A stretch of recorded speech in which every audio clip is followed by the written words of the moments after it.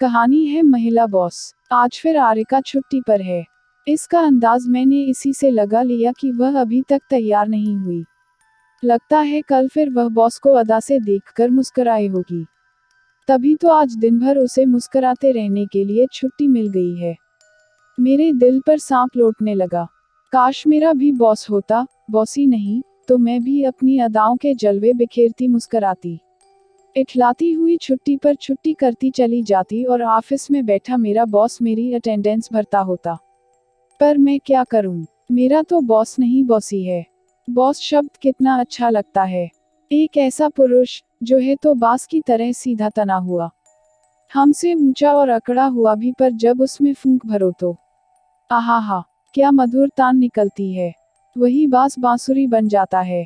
Sir एक बात कहें, आप नाराज तो नहीं होंगे? आपको यह सूट बहुत ही सूट करता है। आप बड़े स्मार्ट लगते हैं। मैं ऐसा कहती तो बॉस के चेहरे पर 200 वॉट की रोशनी फैल जाती है।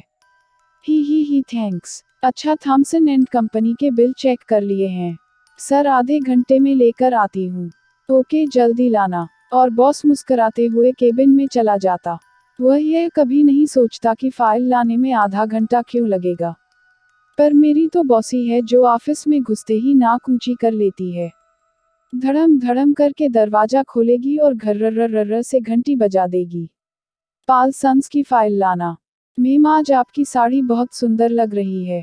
वह एक नज़र मेरी आंखों में ऐसे घूरती है जैसे मैंने उसकी साड़ी का रेट कम बता दिया हो। काम पूरा नहीं किया क्या? उसने गरम गोला दाग दिया। थोड़ी सी हवा में ठंडक थी।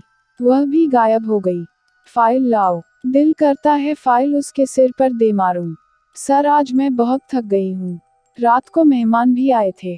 काफी देर हो गई थी सोने में। मैं जल्दी चली जाओ। मैं अपनी आवाज में थकावट लाकर ऐसी मरी हुई आवाज में बोलती जैसी मरी हुई भैंस मिमियाती है, तो बॉस मुझे देखते ही तरस खा जाता। हाँ क्यों नहीं, पर कल समय से आने की कोशिश करना। यह बॉस का जवाब होता। लेकिन मेरे मिमियाने पर बॉसी का जवाब होता है। तो क्या मैं तुम्हारे पांव दबाऊं? नखरे किसी और को दिखाना। ऑफिस टाइम पूरा करके जाना। मन करता है इसका टाइम जल्दी आ जाए तो मैं ही इसका गला दबा दूं।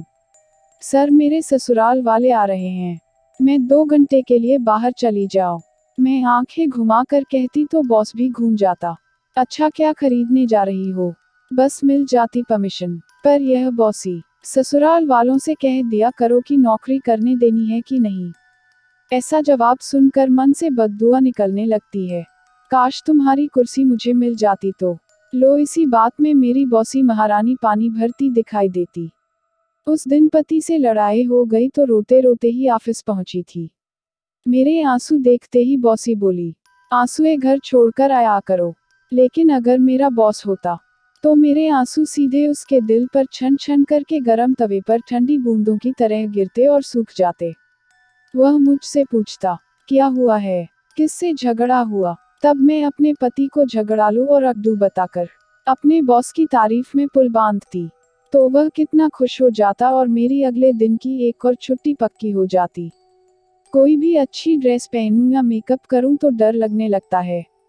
बॉसी कहने लगती है, ऑफिस में सच कर किसको दिखाने आए हो? अगर बॉस होता तो ऐसे वाहियात सवाल थोड़े ही करता। वह तो समझदार है। उसे पता है कि मैं उसके दिल के कोमल तारों को छेड़ने और फुसलाने के लिए ही तो ऐसा कर रही हूँ।